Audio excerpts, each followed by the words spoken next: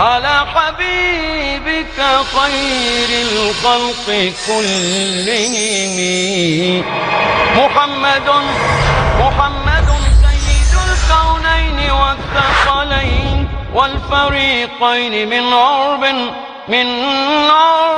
ومن عجم هو الحبيب الذي ترجى شفاعته. السلام علیکم ورحمۃ اللہ وبرکاتہ. وعلیکم السلام ورحمۃ اللہ وبرکاتہ. الحمد للہ رب العالمین والصلاة والسلام علی رسولہ الکریم وعلی آلہ وصحبہ اجمعین ومن تبعہ باحسان الی یوم الدین. اما بعد.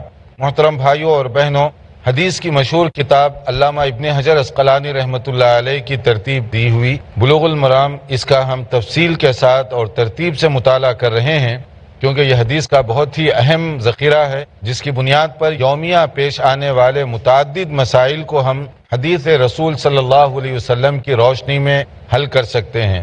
ہر بھائی اور بہن کی کوشش ہونی چاہیے کہ اپنے مسائل نبی کریم صلی اللہ علیہ وسلم کے فرامین اور آپ کی سنت کی روشنی میں حل کرے. اسی میں ہمارے لیے دنیا کی بھی خیر ہے اور آخرت کی بھی نجات ہے. اس سے پہلے ہم نے نماز کے حوالے سے مختلف جو عنوانات ہیں اس پر گفتگو کی. اس میں مسافر کی نماز کا بھی تذکرہ تھا اور کچھ بیمار کی نماز کا بھی.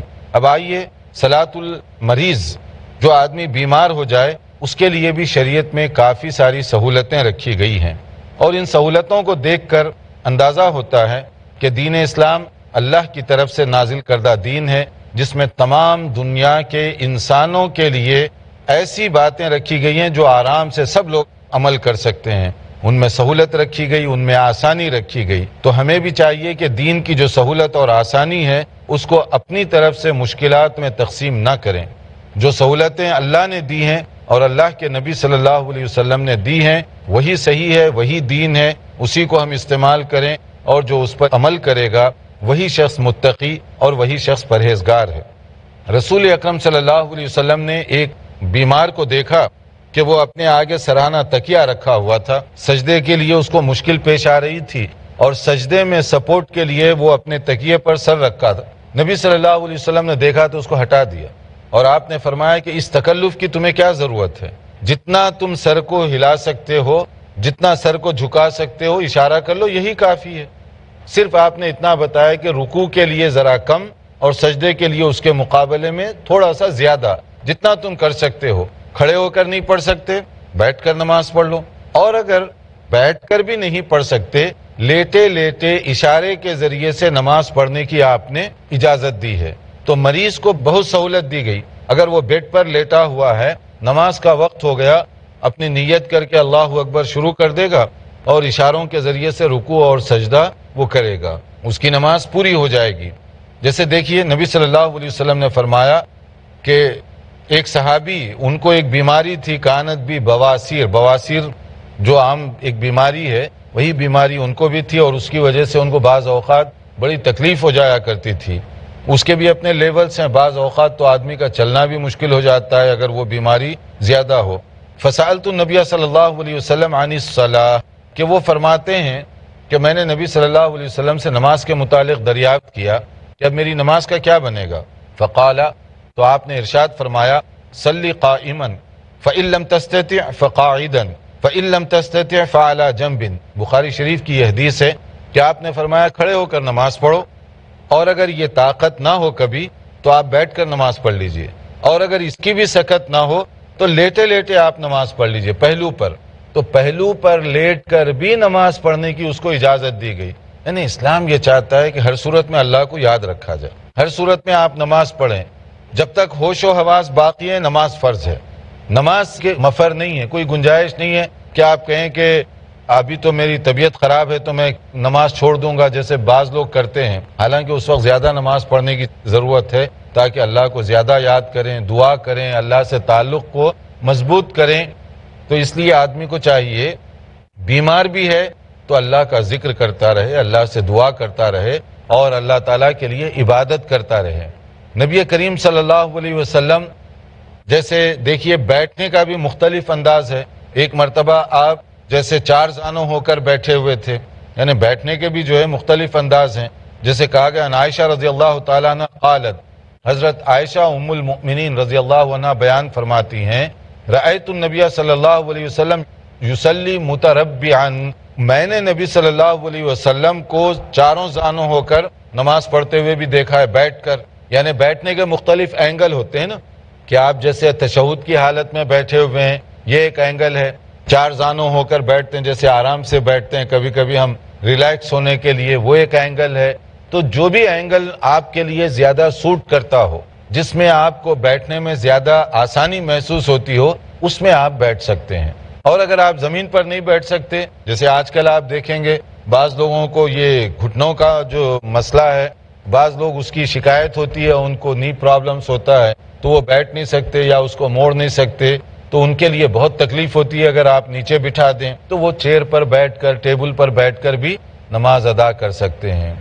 تو بعض مساجد میں تو اس کا اہتمام کیا جاتا ہے کہ جو لوگ نیچے نہیں بیٹھ سکتے ان کے لیے الگ چیئریں رکھ دی جائیں، تاکہ وہ آ کر چیئر پر نماز بیٹھ کر آرام کے ساتھ پڑھ لیں۔ تو یہ سہولت ہے، فلیکسیبلٹی ہے جو اللہ تعالیٰ کی طرف سے دی گئی ہے بیمار آدمی کے لیے۔ تو ان میں سے کسی بھی چیز پر وہ عمل کرنا چاہے تو کر سکتا ہے۔ اسی طرح سے ایک اور مسئلہ ہے کہ بعض اوقات مریض وہ جمع کرنا چاہتا ہے تو جمع کر سکتا ہے، وہ ظہر کے ساتھ عصر یا مغرب کے ساتھ عشاء، جیسے ہاسپٹل میں ہے۔ اب آپ کو معلوم ہے کہ مجھے سمجھیے عصر کے وقت 4 بجے کے وقت مجھے جو ہے نا تھیٹر میں لے کر جائیں گے، تو وہاں پر زیادہ ٹائم بھی لگ سکتا ہے، تو آپ ظہر کے ساتھ عصر پڑھ لیجئے پہلے ہی، تاکہ آپ کی نماز نہ قضا ہونے پائے۔ ایسے ہی کبھی آپ کو موقع ہے، ضرورت ہے اس کی، تو آپ مغرب کے ساتھ عشاء بھی پڑھ سکتے ہیں، لیکن سستی کی وجہ سے نہیں، ضرورت کے لحاظ سے۔ تو مریض جمع بھی کر کے پڑھ سکتا ہے، اس کے لیے یہ بھی سہولت اللہ کی طرف سے دی گئی۔ ایک اور سہولت دی گئی ہے کہ آپ وضو نہیں کر سکتے، تیمم کر لیجئے، تیمم کر کے بھی آپ نماز پڑھ سکتے ہیں۔ تیمم وضو کا بدل بھی ہوگا اور غسل کا بدل بھی ہوگا۔ تو جو آدمی وضو نہیں کر سکتا، ڈاکٹر منع کیا ہے یا کوئی اور اسی طرح کی پرابلم ہے، تو پھر آپ تیمم کر لیں، تیمم کر کے بھی آپ وہاں پر نماز ادا کر سکتے ہیں۔ تو مسافر کے لیے یہ ساری سہولتیں رکھی گئی ہیں تاکہ ہر آدمی اطمینان اور آرام کے ساتھ نماز ادا کر سکے۔ مسافر کی نماز ہم نے پوری کی، اب اس کے بعد مریض کی نماز، اس پر بھی ہم نے کافی گفتگو کی۔ آگے بڑھنے سے پہلے، کیونکہ اب جمعہ کا چیپٹر شروع ہو رہا ہے، جمعہ کی اہمیت کیا ہے، حیثیت کیا ہے، اس کے آداب اور اس کا طور طریقہ کیا ہے، آپ کا اگر کوئی کوسچن مریض کے بارے میں ہو تو آپ پوچھ سکتے ہیں۔ جی آپ۔ جیسے مریض کے بدن پہ پلاسٹر لگا ہو یا بینڈیج لگا ہو یا خون بھرا ہوا، تو خون لگا ہوا ہو تو اس حالت میں نماز ہو جائے گی نا؟ ہاں، یہ بہت اہم سوال ہے کہ اگر مریض کو کوئی بینڈیج ہو یا کوئی ایسی پٹی وغیرہ باندھی ہوئی ہو اور اس پر اگر خون وغیرہ بھی ہو تو کیا نماز پڑھ سکتا ہے یا نہیں۔ اس میں دیکھیے دونوں سہولتیں اللہ نے دی ہیں۔ ایک تو یہ ہے کہ بینڈیج کو کھول کر وضو نہیں کرے گا وہ، بلکہ اسی کے اوپر مسح کر لے گا۔ جب وضو کرے گا باقی بدن جو دھو سکتا ہے دھو لے گا۔ نہیں، یہ سوال نہیں میرا، جیسے خون، جیسے زخم ہو، اسی کا بتا رہا ہوں۔ تو اس میں دونوں چیزیں وہ کر سکتا ہے کہ ایک تو وہ بینڈیج کے اوپر مسح کر لے گا، دوسرا اس پر اگر کوئی چیز لگی ہوئی ہے تو اس کی نماز پر کوئی فرق نہیں پڑتا، جیسے خون وغیرہ لگا ہوا ہے، کیونکہ وہ ہر وقت اس کو دھونا یا صاف کرنا ممکن نہیں ہوتا، تو اسی حالت میں وہ نماز پڑھ لے گا۔ لیکن اگر کوئی ایسی چیز ہے جس کو آپ صاف کر سکتے ہیں تو پہلے صاف کر لیں تاکہ اطمینان ہو جائے اور اس کے بعد نماز شروع کریں۔ تو یہ ڈیپینڈ کرتا ہے کس طرح کا داغ ہے۔ اگر وہ مسلسل نکل رہا ہے خون، تھوڑی دیر بعد پھر نکلے گا تو اس کو صاف کرنے کی نہیں ہے، آپ تیمم کر کے یا اسی کو مسح کر کے آپ نماز شروع کر دیں۔ اور اگر تھوڑا بہت داغ ہے، صرف اس کو صاف کرنے سے، کوئی کپڑا وغیرہ ویٹ کپڑے سے پوچھنے سے صاف ہو جائے گا، تو پہلے صاف کر لیں پھر نماز شروع کریں۔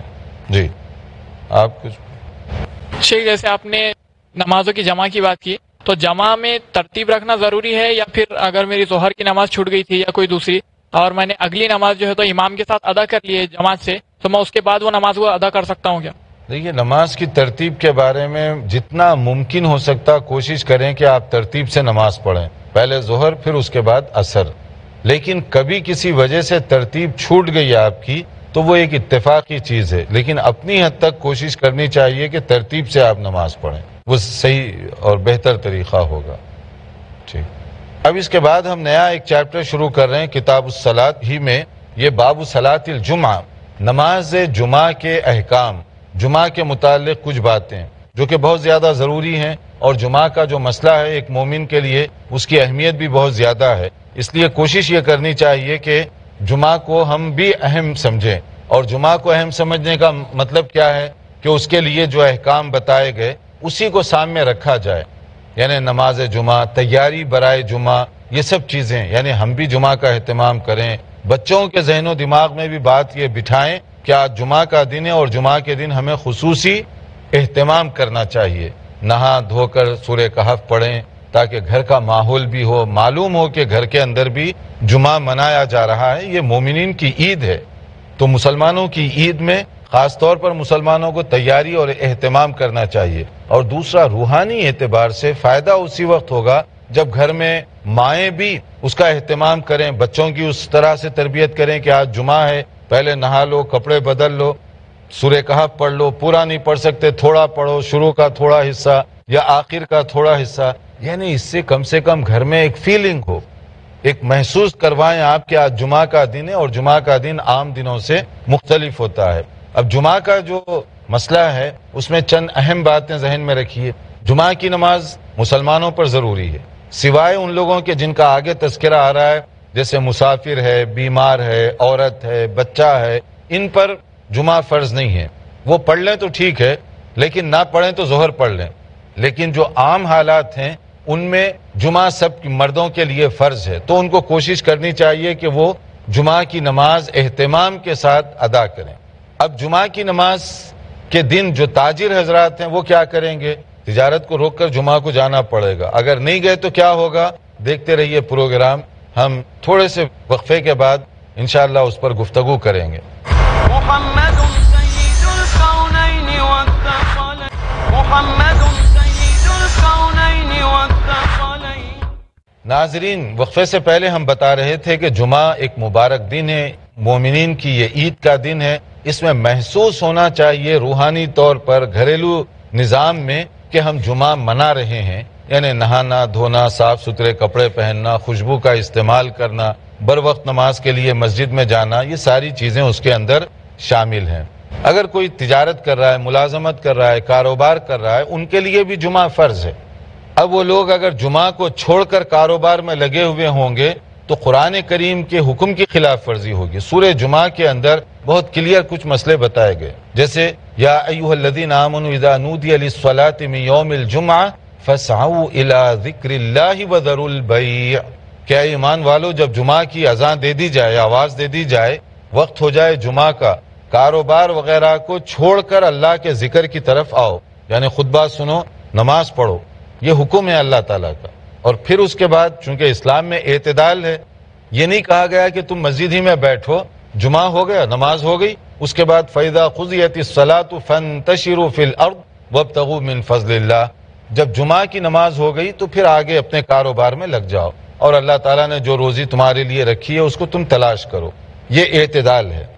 اس میں یہ نہیں کہا گیا جمعہ کی چھٹی کرو، چھٹی کا تعلق آپ کے اپنے انجوائمنٹ کے ساتھ ہے، مسئلہ نہیں ہے یہ جمعہ میں کام کر سکتے ہیں یا کب چھٹی کریں، یا آپ کی اپنی سہولت ہے۔ مسئلہ صرف یہ ہے کہ جمعہ کی نماز ضروری ہے، آپ چاہے کام کر رہے ہوں، چھٹی کر رہے ہوں، کچھ بھی کر رہے ہوں، جمعہ کی نماز ضروری ہے۔ اسی سے بعض علماء نے یہ مسئلہ نکالا ہے کہ اگر کوئی تاجر جمعہ کی نماز پڑھے بغیر کاروبار کر رہا ہے تو اس دوران اس کو جو نفع ملے گا وہ شرعی طور پہ اس کے لیے ناجائز سمجھا جائے گا، شرعی طور پر ناجائز ہوگا، ایون وہ حلال کاروبار بھی کر رہا ہے تو ناجائز ہوگا، اس لیے کہ وہ اللہ تعالیٰ کے حکم کی اس نے خلاف ورزی کی۔ اللہ تعالیٰ فرماتے ہیں کہ تم کاروبار کو روک کر جمعہ کے لیے آؤ، تم نے جمعہ کا اہتمام نہیں کیا۔ البتہ اگر کہیں پر ایسے ہے جیسے بعض مکس کمیونٹیز ہوتی ہیں، غیر مسلم ہیں، مثلا آپ کے ورکرز، وہ کاروبار کر رہے ہیں، وہ سنبھال رہے ہیں، اور آپ جو مسلمان ہیں ان کو رعایت دے رہے ہیں کہ آپ سب جا کر جمعہ پڑھیں، تو یہ ٹھیک ہے کیونکہ اس میں آپ نے جمعہ نہیں چھوڑا۔ جو لوگ جمعہ کے پابند ہیں وہ گئے اور نماز پڑھی، آپ نے اس کی اجازت دی ہے، تو یہ ٹھیک ہے۔ لیکن آپ خود جمعہ پڑھنے چلے گئے، سارے لوگ کام کر رہے ہیں، اندر فیکٹری چل رہی ہے، سارے ملازم مسلمان ہیں، یہ غلط ہو جائے گا، کیونکہ جمعہ ان کے لیے بھی ضروری ہے اور انہیں بھی جانا چاہیے جمعہ کی نماز کے لیے۔ اس کا اہتمام کیا جائے۔ جو لوگ کام کاج کر رہے ہیں، ملازمت وغیرہ کر رہے ہیں، جاب کر رہے ہیں، وہ بھی اگر پہلے سے ایسا سسٹم بنا لیں کہ جمعہ کے دن میں نماز نہیں چھوڑوں گا، تو اگر اس طرح کی چیز طے کر لی جائے تو پہلے ہی نہ اس کے لیے الجھن ہوگی نہ آپ کے لیے پریشانی ہوگی۔ مگر یہ ڈیپینڈ کرتا ہے کہ آپ کے مینیجر سے تعلقات کیسے ہیں، پھر آپ کے اندر صلاحیت کیا ہے کام کرنے کی، یہ سب چیزوں کی۔ اس لیے اس کو انڈرسٹینڈنگ کے ساتھ طے کیا جائے تو یہ معاملہ بہت بہتر اور صحیح ہو سکتا ہے۔ تو جمعہ کی نماز چونکہ فرض ہے، اس لیے اس میں ایکسکیوزز بنانا یہ کسی صورت میں درست نہیں ہے۔ اب آپ دیکھیے نبی کریم صلی اللہ علیہ وسلم نے اس سلسلے میں کتنی سخت بات کہی۔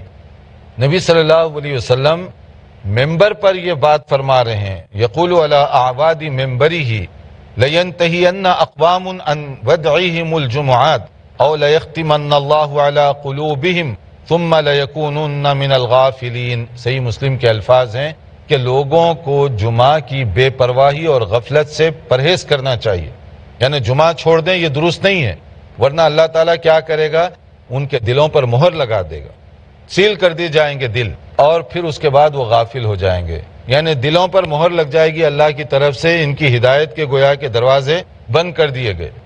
یہ بہت بڑی محرومی کی بات ہوگی۔ اس لیے جمعہ کا خصوصی طور پر آدمی کو اہتمام کرنا چاہیے۔ اس سے آپ سمجھ سکتے ہیں کہ جمعہ یہ کتنی اہم نماز ہے۔ اب جمعہ کے دن وقت کی بھی بڑی فلیکسیبلٹی ہے، کافی لمبی گنجائش ہے۔ آپ جس علاقے میں کام کرتے ہیں وہاں کوئی مسجد ہو تو ان کے ساتھ آپ کی انڈرسٹینڈنگ بھی ہو سکتی ہے کہ آپ جو ہے جمعہ کی اذان کب دیں گے، خطبہ کب شروع کریں گے، کیا اس کا ٹائم ٹیبل ہوگا، تاکہ اس کے مطابق آپ اپنی فیکٹری سے یا جہاں آپ کام کرتے ہیں ان سے گفتگو کر سکیں، تاکہ جو ہے دونوں کی انڈرسٹینڈنگ سے کوئی بات طے کی جا سکے۔ جیسے اب دیکھیے کننا نصلی مع رسول اللہ صلی اللہ علیہ وسلم الجمعہ، صحابہ کرام فرماتے ہیں کہ ہم نبی کریم صلی اللہ علیہ وسلم کے ساتھ جمعہ ادا فرماتے تھے۔ ثم ننصرف وليس للحيطان ظل نستظل به، ہم نماز ادا کرنے کے بعد گھروں کو واپس لوٹتے تو ابھی سایہ بڑا نہیں ہوا ہوتا۔ مطلب کیا ہے، یعنی بگننگ جو ہے ٹائم، ظہر کا جو ٹائم شروع ہوتا ہے نا زوال کے بعد، فوری نماز پڑھ لیتے تھے جمعہ کی، تو اس میں جانے تک بھی ہمیں کوئی اتنا پرابلم نہیں ہوتا۔ جمعہ کی اہمیت بھی ہے اس میں، اول وقت میں جمعہ پڑھنے کی فضیلت بھی بتائی گئی۔ ابتدائی وقت جیسے ہی زوال ہوا خطبہ شروع، پھر نماز ہو گئی، لوگ آگے واپس، ابھی کوئی زیادہ دن چڑھا نہیں اور لوگوں کے لیے بھی پرابلم نہیں ہوا۔ اس لیے صحابہ کرام کیا کرتے تھے، جمعہ کی نماز پہلے پڑھ کر پھر آ کر دوپہر کا کھانا یا قیلولہ وغیرہ بعد میں کرتے تھے، پہلے کھا کے نہیں جاتے تھے جمعہ کے لیے، یعنی ارلی ٹائم پر جمعہ ہو جایا کرتا تھا۔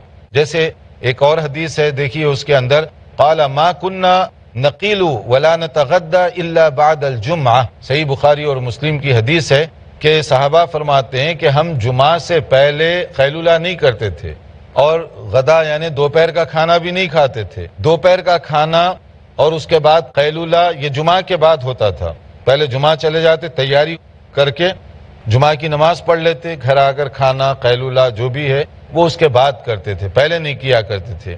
یہ عام طور پر صحابہ کرام کا طریقہ رہا ہے۔ اور اگر کبھی ایسے اتفاق ہو سکتا ہے، آدمی کوشش کر کے جمعہ کو پہنچ رہا ہے، ٹریفک جام ہے، دیر ہو گئی، اب پہنچتے پہنچتے پتہ چلا کہ وہاں خطبہ پورا ہو گیا، تو کیا آپ کو جمعہ محروم ہو گئے یا نہیں؟ تو جمعہ تو ہو جائے گا، ایکسٹرا جو ثواب اور فضیلت ہے اس سے محروم ہو جائیں گے، کیونکہ حدیث کے مطابق خطیب جب ممبر پر چڑھتا ہے اس سے پہلے جو مسجد میں قدم رکھے گا اس کو اضافی جو فضیلت ہے وہ ملے گی، اور جو شخص خطیب کے ممبر پر چڑھنے کے بعد مسجد میں داخل ہو تو وہ اسپیشل کوٹے کا جو ثواب ہے نا وہ دفتر بند کر دیا جاتا ہے۔ اب صرف جمعہ ہو جائے گا آپ کا، لیکن جو جمعہ کے لیے اضافی ثواب رکھا گیا، فضیلت رکھی گئی، اس سے محروم ہو گئے۔ اس لیے کوشش کرنی چاہیے جب جمعہ کو جا ہی رہے ہیں پہلے مسجد پہنچ جائیں تاکہ وہ ثواب بھی پورا پورا مل جائے، اہتمام کریں۔